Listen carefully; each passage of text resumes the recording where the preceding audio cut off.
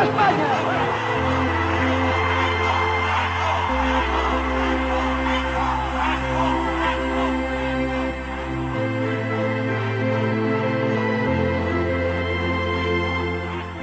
Tanto hablar de Franco, los jóvenes no tienen ni idea de quién era Franco. Y ahora de repente, pues tanto Franco, están empezando a preguntarse que quién era Franco. Y claro, cuando al mismo tiempo pues salen las circunstancias socioeconómicas de la época comparadas con las actuales. La figura del generalísimo Franco, la figura del caudillo, está rebrotando entre las generaciones más jóvenes, produciéndose en estas generaciones algo que es filosóficamente imposible. Nadie echa de menos lo que no ha conocido.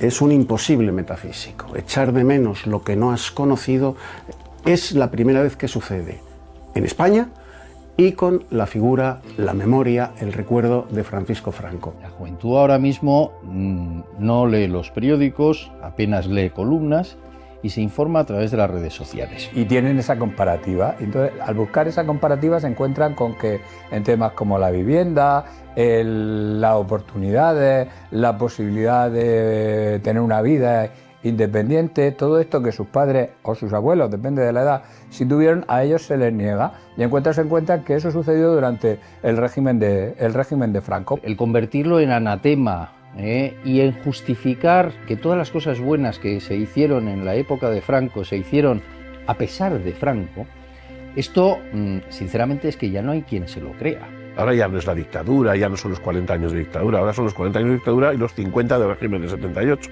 Y entonces ya puedes establecer comparaciones. Y si estableces comparaciones te das cuenta de que igual las cosas no son tal y como nos han contado, igual algunos de los ejercicios del poder y de la política han cambiado, e igual generas expectativas en alguien que, por otro lado, por el mero hecho de ser joven, por el mero hecho de tener una cierta inquietud juvenil, pues todo lo que sea revolucionario en el sentido de, oye, me prohíbes esto, me encordias con esto, me impides esto, pero quiero saber de qué va. Les está saliendo el tiro por la culata, ¿no? Está siendo contraproducente, ¿no? Porque cuando tú presionas demasiado en un sentido te puede suceder esto, ¿no? Y ahora mismo pues hay una especie de preocupación de la izquierda por la respuesta que muchos jóvenes están dando en los institutos, ¿no? Y se ve que hay muchísimos jóvenes que, bueno, con unos conocimientos muy rudimentarios, pero reivindican, aunque sea de forma provocativa, el franquismo o a la Falange, como respuesta a la presión que ellos sufren en las aulas, en las calles, en sus domicilios, en internet. Que a un joven que es rebelde por naturaleza, todos lo hemos sido a esa edad, menores de 25 años, le tiene que llamar la atención y le tiene que impulsar ¿a qué? A interesarse, a rebelarse contra lo oficial, a pivotar hacia lo contrario, hacia lo que parece que realmente es rebeldía, hacia la verdad histórica. Y como la verdad histórica que cuentan estos grupos pequeños está avalada por la documentación original, por las fuentes originales, es incuestionable. Si llegan a ellas, si se le hace que lleguen a ellas, si se les permite llegar a ellas, si se les indica cómo verlas, comprobarán que la historia oficial es toda falsa. El de Franco era un tema cerrado, era un tema el que ya estaba consagrado como el malo malísimo, y claro, cuando ya has conseguido tu objetivo es un error estratégico de manual reabrir un tema que ya está asentado y asumido, digamos, por la opinión oficial y por la opinión generalizada en medios de comunicación, academia, en fin, de todo tipo de lo que podemos considerar la opinión pública. Entonces, reabrir ese tema que ya estaba cerrado y que habían ganado, vamos a ser sinceros, me parece que es de ser muy pardillo. Además, Pedro Sánchez empezó su, en fin, rosario de idioteces al respecto de esto, precisamente haciendo una comparación con 1975. Podía haberlo hecho de otra manera, podía haberlo enfocado, pues, digamos, hablando de los aspectos que puedan ser entendidos hoy como más negativos del franquismo, pero no lo hizo. Precisamente comparó la España de hoy con la de 1975 y la comparación, francamente, no se sostiene.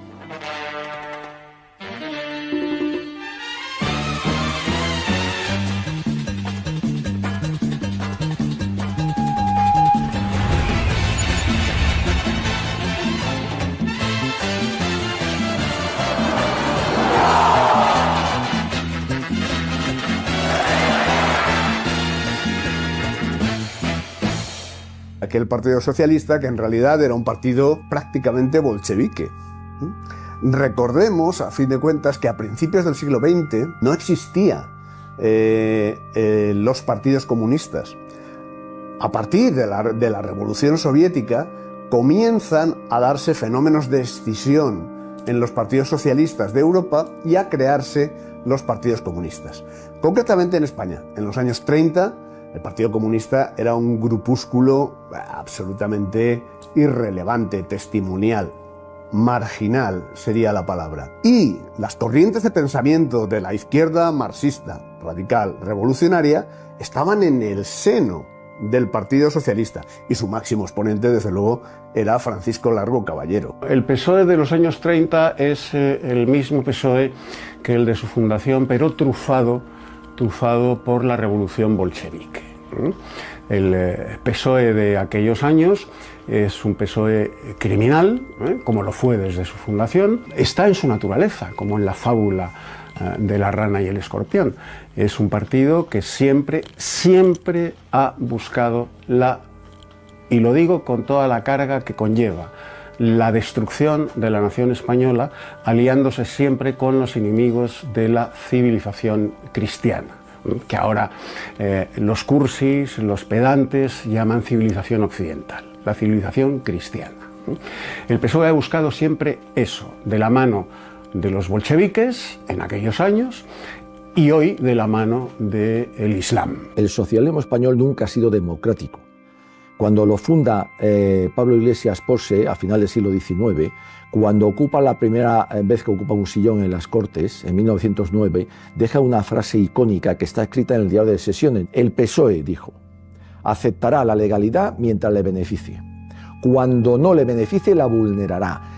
Un partido que nace así con su fundador ya no es un partido democrático. Al PSOE de Pablo Iglesias, que amenazaba en el Congreso incluso con el atentado personal, al PSOE de Largo Caballero. La reivindicación de Francisco Largo Caballero hecha en público por el presidente Sánchez diciendo que nosotros queremos hacer lo mismo que hizo Largo Caballero, esa identificación supone una enmienda a la totalidad del PSOE socialdemócrata que ha conocido España pues entre el año 77 hasta el año 2004. Largo Caballero fue un sindicalista y un político consecuente con sus actos y actuó además como hoy queremos actuar nosotros, desde todos los frentes. Me refiero a la izquierda política, sindicalista, social, en definitiva, de nuestro país. El terror rojo fue estructural, fue perfectamente diseñado para lo que es la esencia del terror: aterrorizar, someter, esclavizar y exterminar, como decía la pasionaria, a media España. Y se sistematizó desde el principio. Había checas de los partidos políticos, había checas de los sindicatos, la FAI, la CNT-FAI y la UGT, y había checas del gobierno. De modo y manera que los partidos políticos, los sindicatos y el gobierno actuaban cada uno por su cuenta, pero conjuntamente, para extender ese terror rojo que llevó a la muerte, a las checas, primero a la tortura y luego al paseo, a miles de españoles. ¿Por qué? No hace falta una respuesta para justificar el terror, pero sí para explicarlo. Por el mero hecho de no ser ni socialistas, ni comunistas, ni anarquistas, y por el hecho gravísimo de ser católicos, por el mero hecho de llevar sombrero, por el mero hecho de llevar corbata, por el mero hecho de ir a misa, por el mero hecho de ser falangista, de ser tradicionalista, de no ser en definitiva de izquierdas. Lo que ha dominado en el PSOE ha sido la historia de un PSOE no demócrata, porque el PSOE da un golpe de Estado en el año 34 y vuelve a dar un golpe de Estado en el año 36. Asesinaron a Cánovas del Castillo, asesinaron a Canalejas, asesinaron a Dato y asesinaron a Carrero Blanco. 4 presidentes de gobierno asesinados por la izquierda española. Y en ese contexto, el PSOE pues tiene un larguísimo historial de insurrecciones. En 1930, en diciembre, el Partido Socialista y otras fuerzas políticas están detrás del golpe militar de Jaca, un golpe militar contra la legalidad constituida. Y posteriormente, y durante la Segunda República, ya sabemos en qué desemboca esto, en el golpe generalizado de toda la izquierda, pero dirigido por el Partido Socialista Obrero Español, como digo, octubre del 34, que solo triunfa temporalmente en Asturias, que fracasa en el resto de España, pero que está proyectado para ser una insurrección general en todo el país. Ese es el PSOE. En la llamada Revolución de Octubre de 1934, las fuerzas subversivas y terroristas intentaron adueñarse del poder en España. He aquí a Oviedo, la ciudad mártir. Sus ruinas dan testimonio de aquellos trágicos episodios. La traición no pudo consumarse, porque lo impidió el heroísmo de nuestro ejército y porque en el Ministerio de la Guerra se impuso el talento, la energía y el patriotismo de quien después había de ser el salvador de la patria. La Revolución del 34, la Revolución de Asturias, fue una iniciativa claramente del Partido Socialista. La reconocida como Revolución de Asturias, que en realidad fue un auténtico golpe de Estado, que dio el Partido Socialista, fracasó, pero costó 1.500 muertos. Es decir, la guerra no empezó en el 36, empezó 2 años antes. Esto hacía meses que se venía preparando desde las instancias próximas al Partido Socialista. Esta sublevación, esta rebelión, ese, en definitiva, vamos a llamar a las cosas por su nombre, golpe de Estado.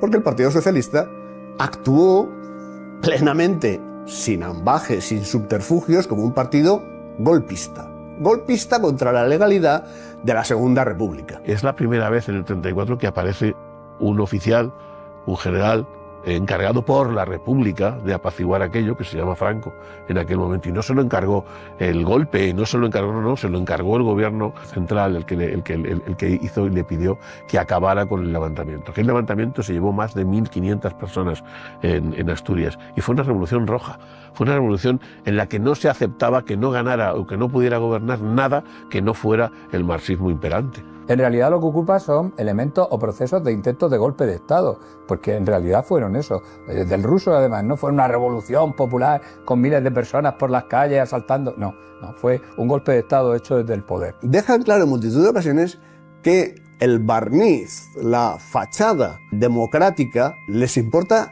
bien poco. Para ellos la democracia tiene un valor meramente instrumental.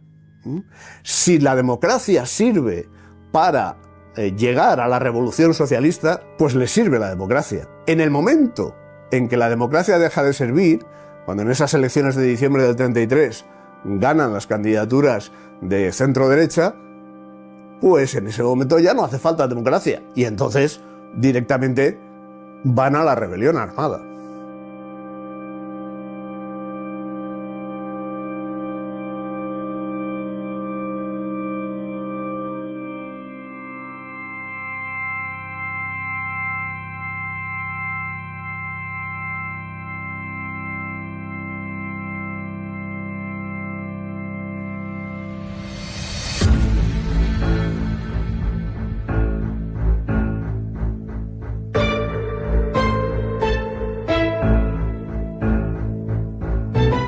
Tú vas a morir mañana, y tú morías mañana, y te lo decían desde el Parlamento. O te decían, no, o lo hacemos de esta manera o lo haremos a la nuestra. O sea, o ustedes nos conceden el voto o nosotros nos impondremos. Y no era una bravata. Es que era exactamente lo que hacían.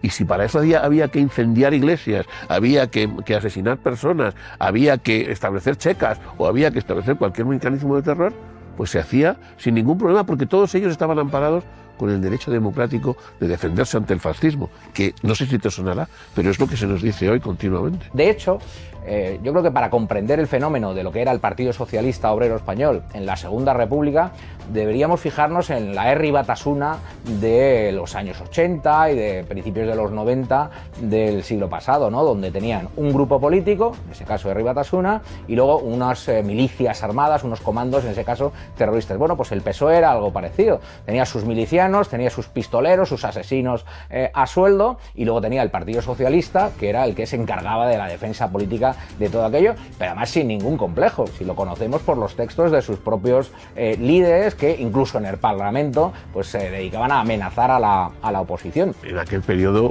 más de 30 falangistas fueron asesinados en las calles. Se tuvo que crear y nació lo que fue llamado la Falange de la Sangre, algo a lo que José Antonio se tuvo que negar durante no sé cuánto tiempo, hasta que le decían que aquello no era la Falange Española, que era la Funeraria Española, porque no ponía más que muertos encima de la mesa. El ambiente prebélico es un ambiente de tensión, con enfrentamientos armados todos los días, con asesinatos prácticamente todos los días, con quemas de iglesias y de conventos todos los días, exactamente, con centros de tortura, ¿vale? Son muy conocidos los centros de tortura que dirigía a la izquierda durante la Guerra Civil, pero es que eso tenía sus precedentes. Antes de la Guerra Civil ya había algunas checas, algunos centros de tortura dirigidos por elementos izquierdistas, ¿no? Todo eso era el común en el día a día de las calles y de los pueblos de España, en las que acudir a misa te podía costar la vida. Entre febrero del 36 y julio del 36 hubo 400 asesinatos políticos, es decir, 2 al día, una barbaridad. Eso, fíjese si era caos, un caos absoluto. Falange no contesta un atentado hasta la muerte de Juan Cuéllar, y Juan Cuéllar hacía el número 13 de las víctimas de Falange, porque José Antonio era absolutamente contrario al atentado personal, al terrorismo y a la violencia. Es decir, él se resistía absolutamente a contestar con las mismas armas. Lo que pasa es que al final su gente ya no aguantó más. De hecho, hay que decir que la prensa de derechas de la época se burlaba de José Antonio y llamaba a Falange Española, Funeraria Española, y a José Antonio Juan Simón el enterrador, porque lo único que hacía era enterrar a sus muertos. La única organización política de España y probablemente del mundo, cuyos todos sus dirigentes, absolutamente todos sus dirigentes y sus primeros mandos han sido asesinados sin más responsabilidad, es esta. Falange Española estaba fundada por José Antonio Primo de Rivera, por Rabino Ledesma Ramos, por Onésimo Redondo, por Julio Ruiz de Alda, los cuatro fueron asesinados en esos días terribles. José Antonio fue detenido en el mes de marzo, inmediatamente después, marzo, primeros de abril, inmediatamente después de proclamar aquel gobierno del Frente Popular. No saldría nunca más de la cárcel. Hasta noviembre de aquel año sería acusado 8 o 10 veces de distintos delitos que tuvo la paciencia y la sapiencia de ganar en cada uno de los tribunales. No le sirvió de nada. Falange es un partido que nació en octubre, a finales de octubre de 1933, y en apenas 6 meses ya le habían asesinado a 11 de sus militantes, todos ellos gente modestísima, estudiantes, trabajadores, algún chaval incluso de 15 años, ¿vale? Con 15 años ya había sido asesinado. ¿Asesinado por quién? Por las juventudes socialistas. La verdad que se te pone la piel de gallina de pensar que esas mismas juventudes socialistas, ese mismo Partido Socialista Obrero Español que asesinaba en los años 30 del siglo pasado, es el partido que gobierna ahora y que además dedica buena parte de sus esfuerzos a borrar ese pasado criminal suyo. Todo esto va, digamos, minando la legitimidad para una sociedad que se ve cada vez más, o una parte de la sociedad que se ve cada vez más apartada de esa realidad y con la amenaza de la revolución, porque han visto un intento en 1934 y están palpando ese deterioro del orden público, los asesinatos, revueltas. Bueno, aquí lo que ocurre es que un Frente Popular, o sea, una coalición como la que vivimos hoy, exactamente igual, con todos los elementos que vemos hoy, manipula, como digo, unas elecciones, anula unas elecciones, deja fuera a una serie de municipios, ciudades, etcétera, para lograr unos resultados. Ha quedado perfectamente acreditado en la actualidad, e impone un régimen que ahora sí íbamos a saber lo que era de verdad un régimen de terror. Las primeras medidas que toma ese Frente Popular es la suspensión de la legalidad de todas las organizaciones que le molestaban, empezando por supuesto por la Falange. Y a partir de ahí lo que se produce es un periodo preñado de violencias, de asaltos a iglesias, de crímenes políticos, varios cientos de asesinatos, no solamente de la izquierda a la derecha fundamentalmente, con la excepción de la Falange, que también la Falange responde a esos crímenes que son perpetrados por la izquierda, sino también entre izquierdistas. Y esto es muy importante. Lo que se produce entonces es un gobierno republicano en el que no entran socialistas ni comunistas, pero que depende del apoyo del PSOE y del PCE en las Cortes. De tal manera que el gobierno republicano permite que los socialistas y comunistas hagan lo que tengan a bien en las calles, les entregan completamente las calles, les dan carta blanca cada vez que hay un problema de orden público, de crimen, de asesinato, de algo que podemos llamar terrorismo, se cierran las sedes de las víctimas, es decir, de los partidos de derechas que son asaltados, se cierran las sedes de ellos y no se persigue en absoluto ni al PCE ni al PSOE. Las checas eran cárceles individuales sin ningún tipo de control, y el control poco que existía sobre ella lo dirigían determinados partidos políticos. El principal, el PSOE, que es el que más checas tiene en Madrid. Donde hubo más checas fue en Madrid, Barcelona y Valencia, ¿no? Y donde se cometieron todo tipo de barbaridades y tropelías. Y es el Partido Socialista el brazo ejecutor fundamental de ese terror, sin menoscabo de los méritos en el desempeño de ese terror de comunistas, de anarquistas y de separatistas como Lluís Companys, el presidente de la Generalitat, que fue ministro de la República y que se distinguió, él presumía, él se ufanaba, se envanecía de que gracias a él en Cataluña no quedaba ni un cura ni una monja. Es más, en el periodo de Lluís Companys al frente de la Generalitat, en Cataluña, en toda Cataluña, se vendía morcilla de monja. Esto no es una fábula, esto es una realidad. Y hay fotos de esa realidad, y hay testimonios de esa realidad, bien es cierto que ocultados por la propaganda oficial actual. Asesinaban a las monjas, por supuesto, claro que sí, y con la sangre de las monjas hacían morcilla. Morcilla que luego vendían. Vendían además con esa etiqueta, morcilla de monja.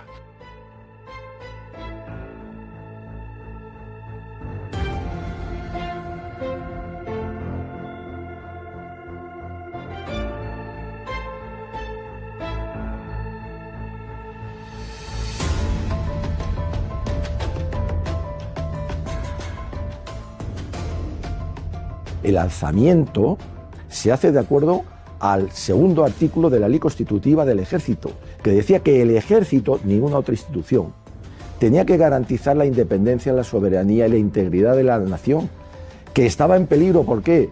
Porque una revolución se venía encima, y además una revolución que iba a vender España a una potencia extranjera.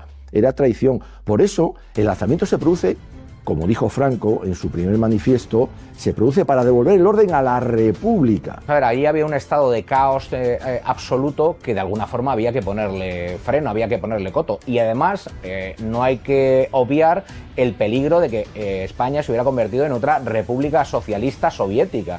Para imponer una república socialista y además en aquel momento sovietizante, vendida a una potencia extranjera.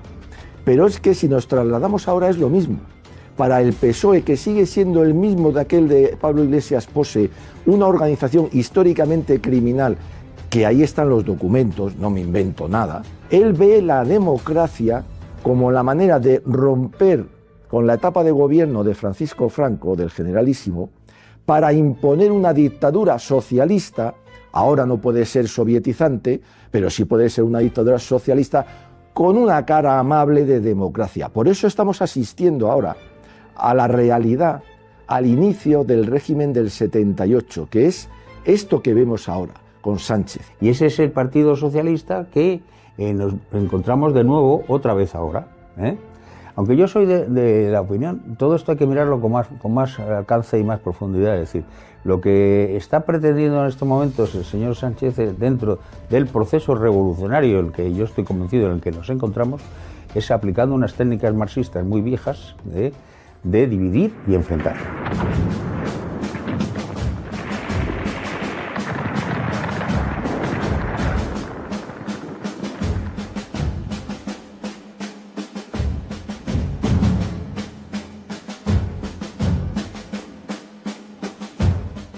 En realidad eran 4 generales. El 80% de los generales no se sumaron al alzamiento. Por eso hubo una guerra civil, entre otras muchas razones. Lo que pasa es que eran 4 generales decididos, valientes y sin temor y miedo a nada. Como dijo Franco, ellos lo dieron todo menos la razón.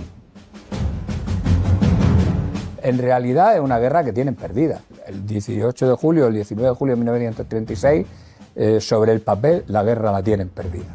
el factor desequilibrante, incluso desde el punto de vista militar, es decir, el táctico estratégico desequilibrante es Franco y su decisión de hacer el avance por la carretera de Extremadura y todo esto que todo el mundo conoce. Es decir, sin esa decisión, el paso del estrecho, sus decisiones certeras al principio, sobre todo controlar Mallorca, que es fundamental porque es un portaaviones, asegurarse la resistencia en la zona de Oviedo, enviar tropas al norte para corregir el enlace. Sin esas decisiones iniciales, la búsqueda de dónde tener recursos que no se tenían y conseguirlos sin tener dinero, que esto es lo más importante, es lo que yo creo que desde el principio decide la guerra civil. Existen dos zonas y en una está, como Prieto reconoce en una emisión que hace el 8 de agosto en Radio Madrid y dice, ¿pero dónde vais?, le dice a los sublevados. En una guerra moderna aquí lo que importa es la industria. ¿Y la industria de parte de quién está? Madrid, Barcelona, Palencia, Bilbao, lo tenemos todo. Llega a decir, podría ascender hasta el nivel de lo legendario el valor de los que se han alzado imprudentemente en armas contra la República, que de cualquier modo serían fatal, inexorablemente aplastados. Esto lo dice Prieto el 8 de agosto, a los poco más de 15 días de estallada la guerra, porque efectivamente los sublevados no tenían nada, como dijo Franco en cierta ocasión, salvo la razón. El único arma de verdad con el que contaban los sublevados era el ejército de África, unos 32.000 hombres que eran la parte mejor del ejército español, eso es verdad, pero había un problema elemental, y era que había que pasarlos del norte de África a la península. Y Franco fue el organizador del primer puente aéreo de la historia. Y lo consiguió pasar el ejército de África a la península y eso dio un vuelco a la situación. Si la República no hubiera estado en manos de unos perfectos inútiles, hubieran bloqueado el estrecho y el ejército no hubiera podido pasar nunca el ejército de África a la República. Los rebeldes hubieran sido derrotados, seguro. ¿Cómo es posible que le dejaran avanzar con un grupo que, si llegaba a 15.000 hombres, sería mucho cuando llegaba hacia Maqueda, prácticamente sin artillería, con medios motorizados, que es lo que pillan por el camino, sin cobertura, sin prácticamente cobertura aérea suficiente, y sin embargo avanza sin que ni Asensio Torrado, ni Miaja, ni nadie lo detenga? Eso teniendo presente que todos ellos habían estado con él en la guerra de África, conocían perfectamente cómo él operaba militarmente. El 18 de julio de 1936 no se subleva el ejército. Esto hay que dejarlo claro. Se sublevan unos generales que en realidad muchos de ellos no tienen mando directo en tropa y solo una parte del ejército. Sí, el ejército de África, pero no en el resto de la península. Y el gobierno cuenta con la fuerza aérea, con la naval, es decir, cuenta con la superioridad. Y sin embargo, estos cuentan con un enorme apoyo popular, es decir, quien estudia la formación de lo que luego será el Ejército Nacional se da cuenta que entre julio de 1936 y diciembre de 1936, si no fuera por la afluencia de voluntarios, de miles, decenas de miles de voluntarios, ese ejército no hubiera llegado a ningún lugar.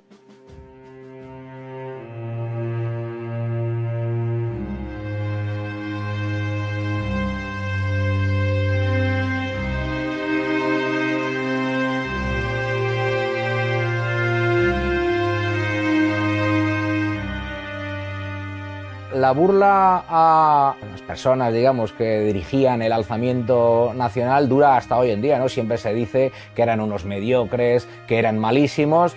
Bueno, pues no sé si tuvieron la capacidad de ganar en el conflicto civil, que hay que señalar que es una pena, ¿no? Que hermanos se anden matando por los campos de España por no haber tenido la capacidad de entendimiento, por no haber conseguido un régimen político en el que todos pudiesen vivir con ciertos grados de justicia social y cada uno respetando su propia forma de vida, ¿no?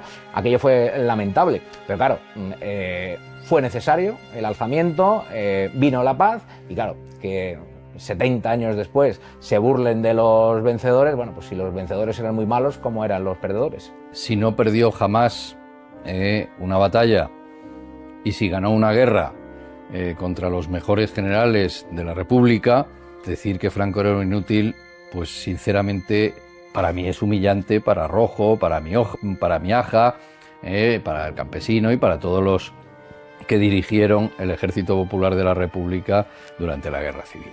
Franco era un hombre, sobre todo, era muy inteligente y muy prudente.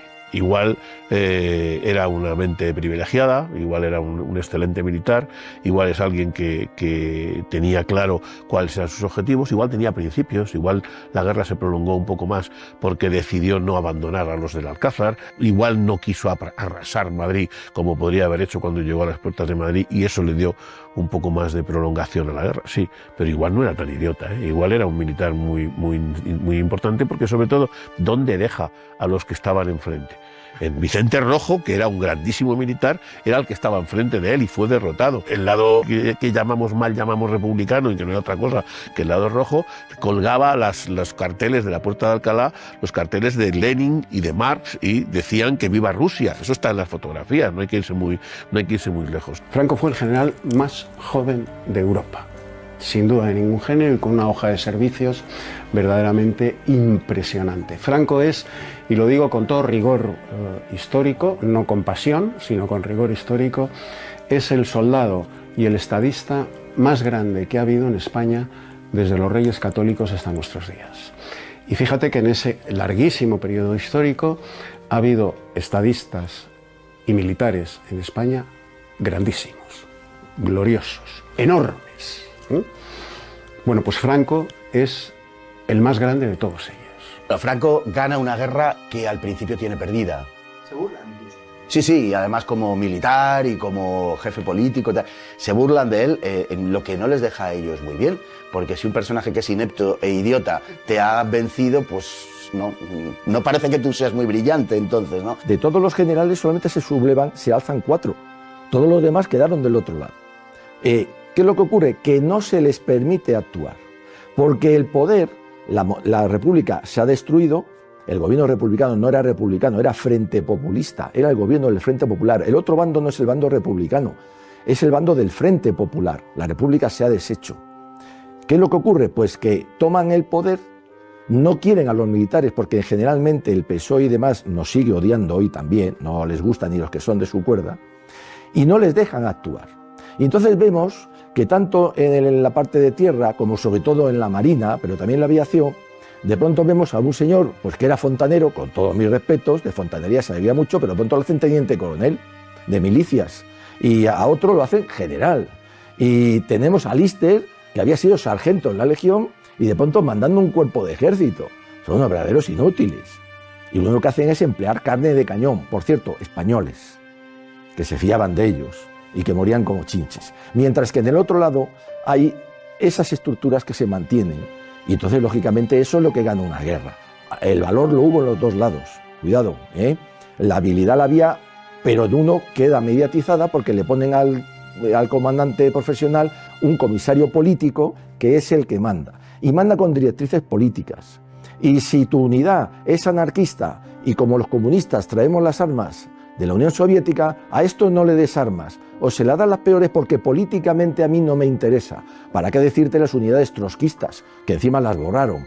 ¿Para qué decirte que acaban entre ellos en una guerra civil por temas políticos? Todo eso, un ejército no puede estar desunido. Les perdió fundamentalmente, entre otras muchas cosas, la desunión. Lo tenían todo, lo dijo Indalecio Prieto nada más empezar el alzamiento. ¿Dónde van esos locos? No tienen nada, y era verdad. Lo cuenta George Orwell. Orwell relata cómo él abandona sus ideas comunistas, su ideología comunista, cuando en Barcelona, en una checa de Barcelona, él viene como periodista a cubrir la guerra de España, contempla cómo a un detenido se le tumba horizontalmente en una cama de estas de autopsias, y convenientemente inmovilizado se le pone un cajón abierto por arriba en la cabeza, con el arco para que le encaje en el cuello, y dentro del cajón se mete una rata. Efectivamente a la rata no se la alimenta, la rata tiene hambre y tiene que comer. ¿Y qué se come la rata? Lo que tiene debajo de las patas, la cara del reo, la cara del detenido. Ante ese horror, ante ese espanto, George Orwell abjura de sus ideas comunistas, porque ve el horror, el terror, la crueldad, el salvajismo que el comunismo despliega en España.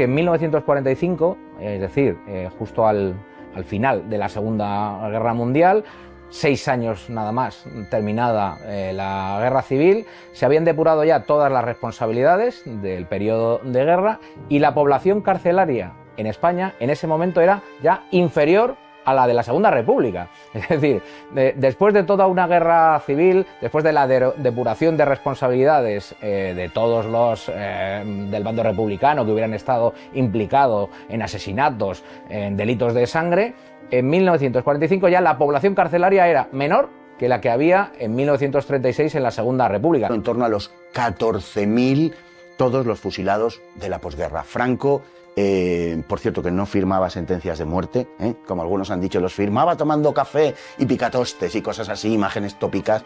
No firmaba las sentencias de muerte, lo que firmaba eran las de gracia.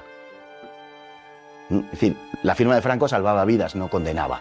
Que todas las condenas, la inmensa mayoría de las condenas fueron conmutadas. La inmensa mayoría de las penas fueron convertidas como mínimo en las de penas inferiores. Y además establecieron mecanismos para redimir de hasta 1 a 6 días de condena por 1 de trabajo en campos de trabajo como fue, por ejemplo, el Valle de los Caídos, ¿no? Un monumento que nace a la reconciliación, que nace precisamente para tratar de enterrar en un mismo lugar los caídos de ambos bandos. Cuando conforme a la ley se había condenado a una serie de personas por crímenes atroces, el jefe del Estado no tenía que ratificarlo, sencillamente. Lo que sí firmaba eran las medidas de gracia y muchísimos asesinos y criminales fueron indultados por Franco. Normalmente no estuvieron más de 6 años en la cárcel.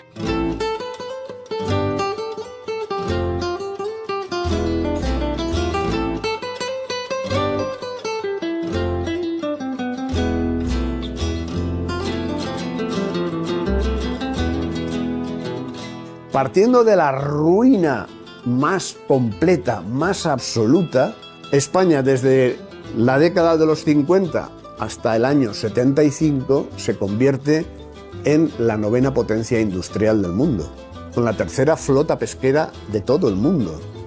Todos los datos de renta per cápita, de producción industrial, de desempleo, que era mínimo, ya lo quisiéramos tener ahora. Bueno, pues si no se quiere llamar milagro, se puede llamar transformación extraordinaria. Hubo un milagro español, claro. El milagro fue que se pusieron a trabajar todos los españoles, había un gobierno eficaz, un gobierno eficiente, todo lo que sacaba el Estado estaba dedicado a conseguir el bienestar de los españoles y todo eso en una nación donde no había impuestos, la deuda era mínima, el paro no existía. Incluso un tema tan manido que utiliza mucho la izquierda, la de la emigración, por ejemplo, porque efectivamente hubo una emigración, en este caso era hacia Europa, al contrario que en tiempos pasados era hacia Hispanoamérica, pero era una migración donde había un Instituto Nacional de Emigración que controlaba la emigración, es decir, ningún español iba a Alemania que no tuviera ya trabajo en Alemania, trabajo contratado, y además con condiciones las mismas que las que tenían los propios alemanes. Es decir, fue una migración muy controlada y muy bien llevada, todo lo contrario de lo que sucede hoy. El Franco siempre lo dijo, él renegaba del milagro español. Él decía que milagro no, y mira que era católico y piadosísimo, decía, no es un milagro, es el fruto de una labor muy bien hecha y es el fruto de muchos sacrificios de los años 40 y de los años 50. Son los planes de desarrollo de los años 50 los que preparan un escenario económico verdaderamente prometedor. Es decir, la obra pública se multiplica, la iniciativa privada también, la presión fiscal era ridícula. Es decir, si comparamos la presión fiscal actual con la presión fiscal de los años 60 y 70, es que estamos hablando de una distancia absolutamente sideral. Pero claro, también hay que pensar que en el año 1975 el número de funcionarios del Estado no llegaba a 700.000, era 600 y pico mil.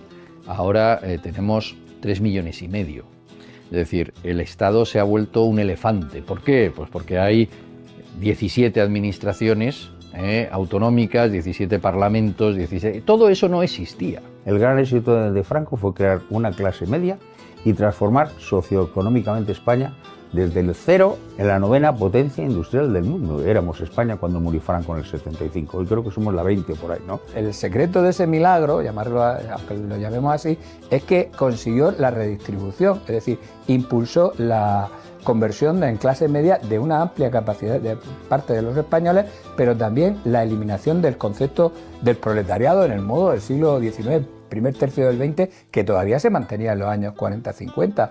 Ese proletariado de pronto ve que sube y además de subir se da cuenta de que tiene capacidad de movilización y se sitúa en la franja del paso a ser clase media. El verdadero éxito de la política económica de Franco es crear una clase media. Ese fue el verdadero legado de Franco, fue ese, crear una clase media de gente que ya no estaba dispuesta a matarse por sus ideas en el año 75. ¿Por qué?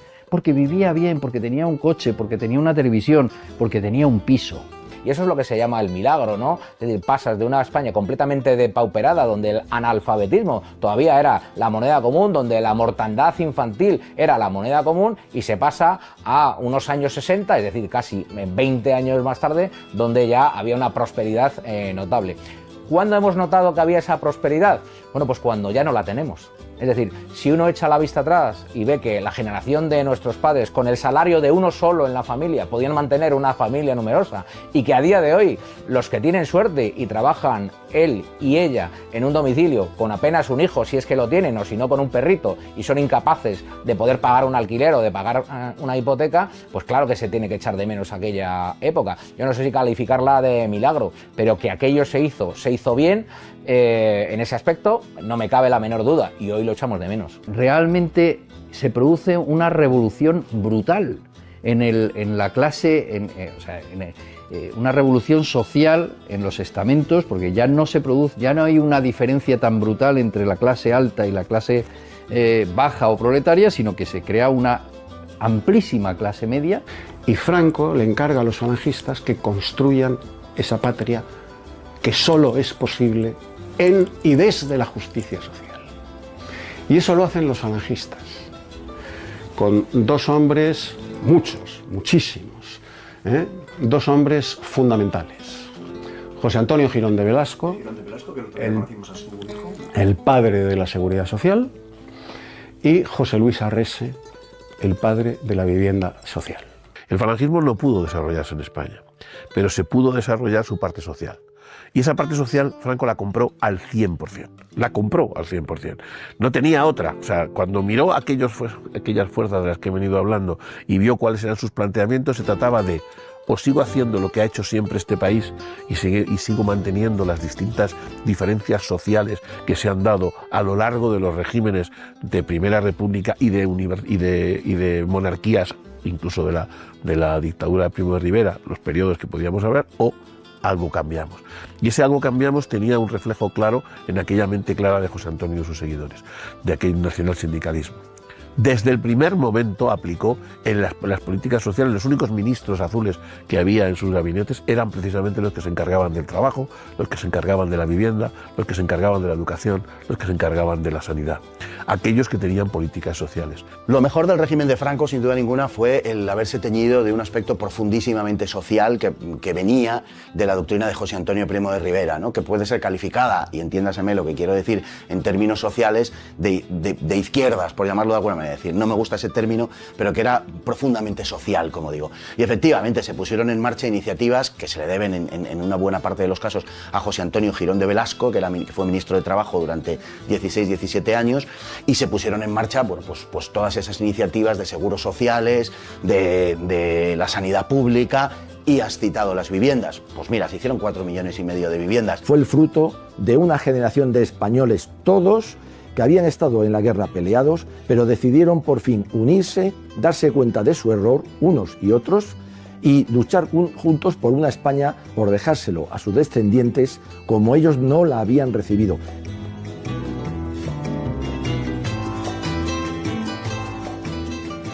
Hay una minoría, aquí no hay por qué ocultarlo, que se dedicaba a hacer actividades contra el régimen.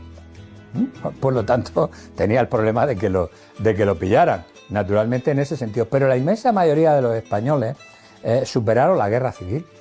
Es decir, Yo no sé la familia de cada uno. Luego en las discusiones o en los comentarios familiares siempre quedaban los resquemores, ¿no? Pero al final, tanto los que habían hecho la guerra con un lado como de otro acabaron casándose entre ellos. Es decir, todo el mundo tiene en la familia gente que estuvo en cualquiera de los bandos. Todo el mundo tiene también en la familia la historia de cómo se superaron esas cuestiones, cómo se incorporaron a este nuevo modo de vida, cómo a pesar de Franco, ¿no?, de que lo había hecho Franco, pues tenían su casa, etcétera, todas estas cuestiones. Lo que habría que preguntarse es si hoy, con partidos políticos, con elecciones, con libertad de prensa, con una serie de libertades formales, si hoy somos verdaderamente más libres de lo que el español medio fue en época de Francisco Franco. ¿Qué queremos decir con libertad? ¿Libertad la de la Segunda República? ¿La de morir asesinado a manos de las milicias comunistas, socialistas, anarquistas y separatistas por no comulgar con sus ideas? ¿Eso era libertad?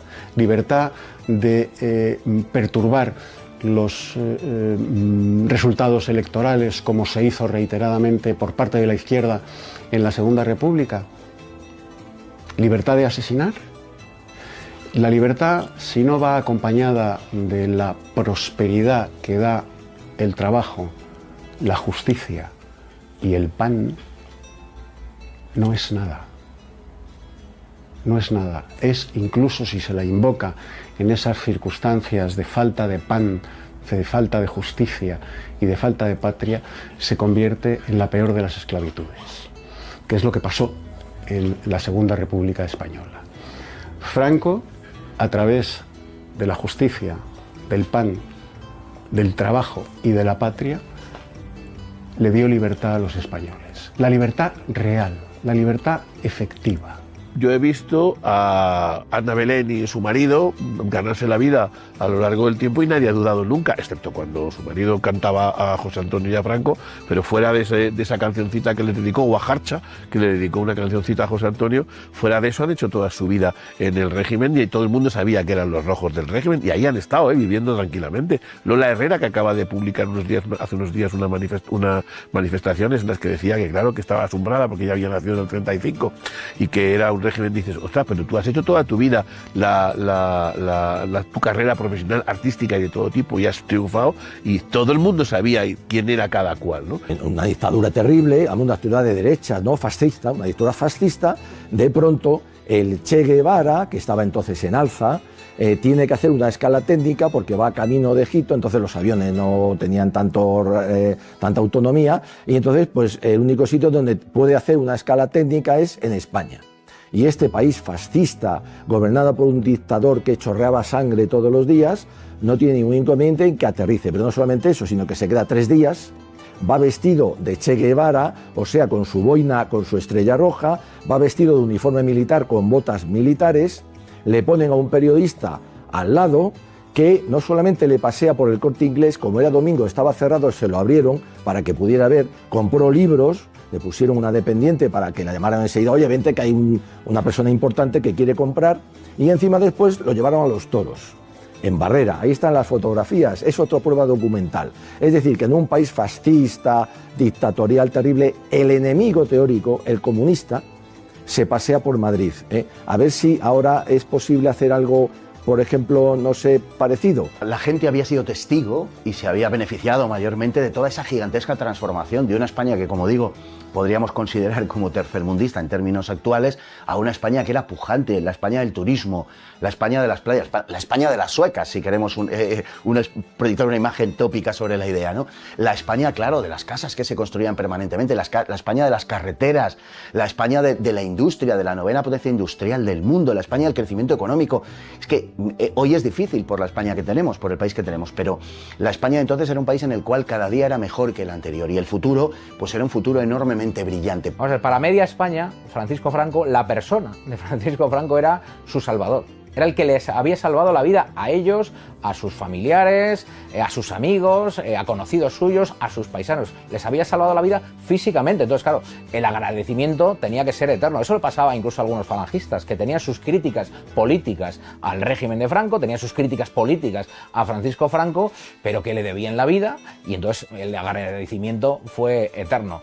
Eso, efectivamente, si no se hubiera sostenido a lo largo del tiempo con un régimen que, hay que decirlo así, pues hizo viable la vida, el trabajo, la vivienda, incluso el descanso y las vacaciones para la inmensa mayoría de los españoles, si no hubiera sido así, pues los españoles le habrían dado la vuelta. Pero es que hay que recordar que Francisco Franco no fue derrocado.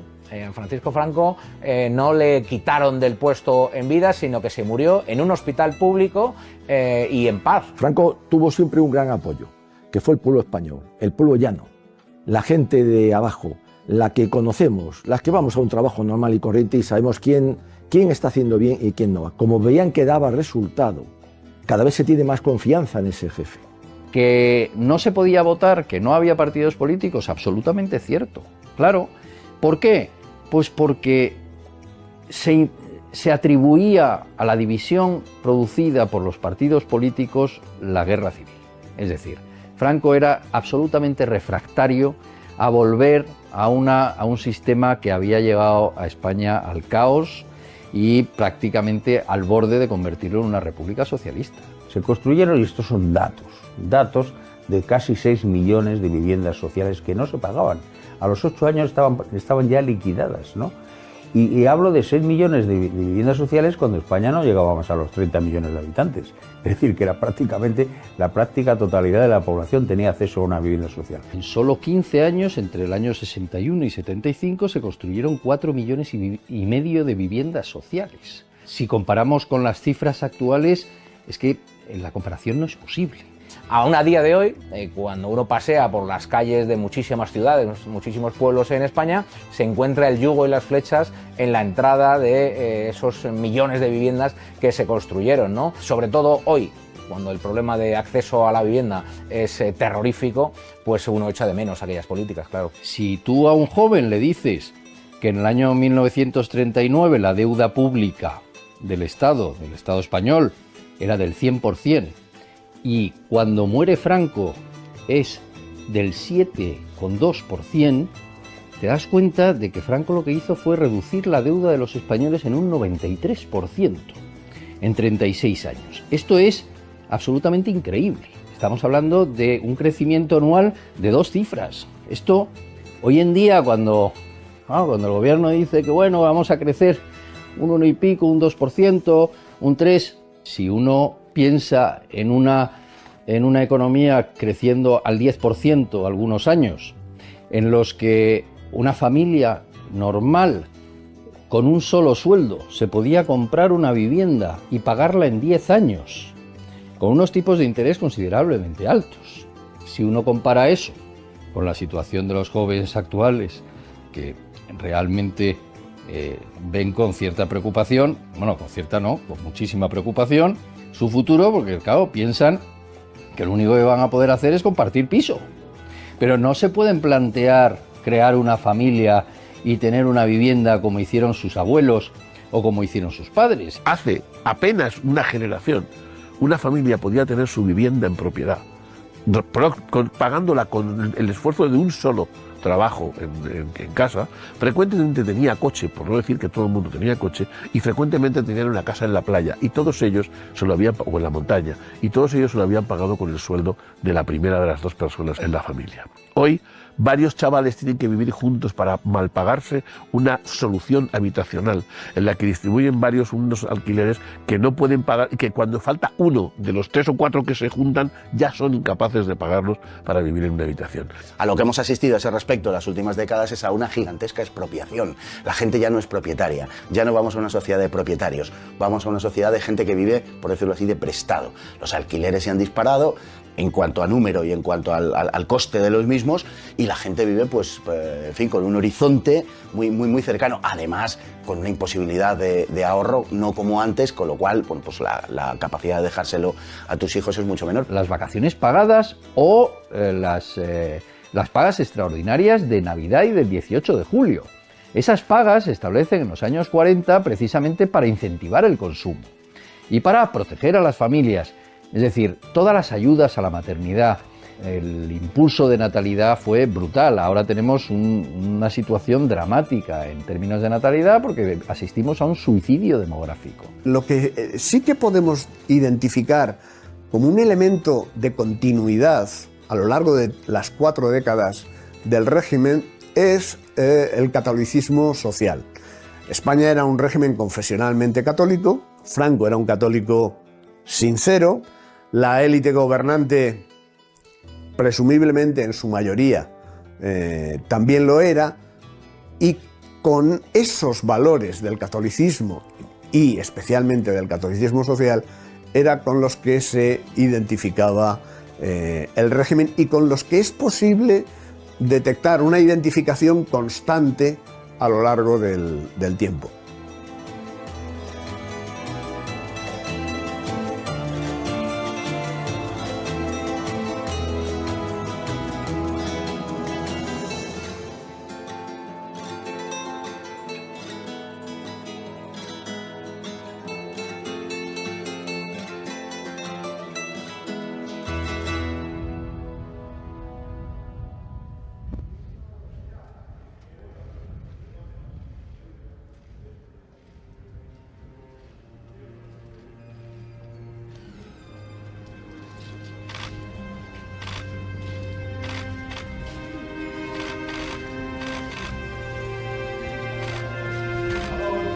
Se están cargando el Estado de Derecho, ¿no? Las garantías mínimas, pero lo hacen con el apellido de democrático, ¿no? Y no hay que soslayar que las leyes de memoria democrática son en buena medida el instrumento para ir avanzando en este Estado totalitario que están construyendo, ¿no? Porque se trata de que la gente no pueda decir en público lo que piensa, no pueda hablar bien de un personaje histórico, no pueda defender la memoria de un familiar suyo si su peripecia vital pues le llevó a militar en organizaciones políticas o a luchar en el bando contrario del que defiende el poder establecido hoy en día.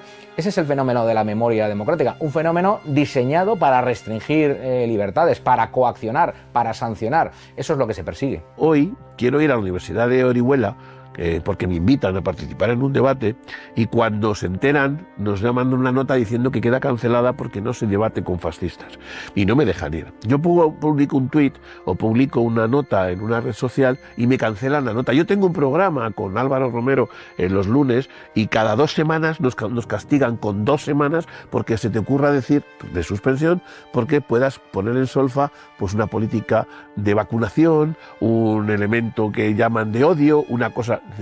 Entonces yo no sé si aquello era disidencia o no. Lo que sí tengo claro es que tenía bastante más libertad la gente en aquella época, con sus limitaciones de las que tienen hoy, sin ninguna duda. Estamos en una dictadura en estos momentos de pensamiento único, pero una dictadura auténtica. Este señor que nos gobierna, pues está gobernando a base de reales decretos ley que ha hecho ya casi 200. Franco solamente hizo 40 en 40 años. Es decir, y como estos reales decretos ley luego tienen que ser validados en el Congreso en 30 días, pero ya sabemos lo que pasa en el Congreso, entonces le da exactamente igual. Y entonces está gobernando a su libre albedrío. El Congreso, el Parlamento le trae sin cuidado. Yo soy el representante de una organización política pequeña, ¿vale? Sin representación institucional, que es Falange Española.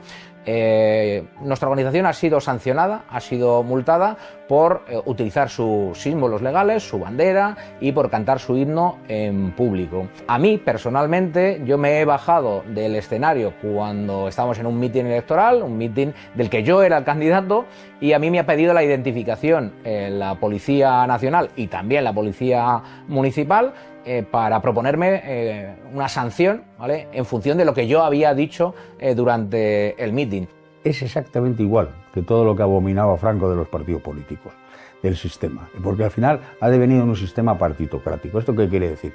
Que los partidos responden no a los intereses de los votantes que les votan, sino a las directrices que reciben los que los manejan. Donde los partidos que hoy en día ocupan el poder pues tratan de eliminar cualquier oposición. Lo hacen de forma más civilina, es decir, de momento las cárceles no están llenas de opositores. Si no fuera por lo perverso de la intención de quienes mueven todo este fenómeno memorialista, que no es otra más que dividir el campo de las ideas entre buenos y malvados, autoadjudicarse el papel de buenos y deslegitimar a todo aquello que no sea lo propio. Si no fuera por esta perversa intención, verdaderamente es que no merecería la pena hablar del fenómeno de la memoria histórica, la memoria democrática en estos momentos. La lástima es que lleva aparejados unos fenómenos derivados de la propia legislación memorialista que implica la destrucción o la alteración del patrimonio histórico artístico español.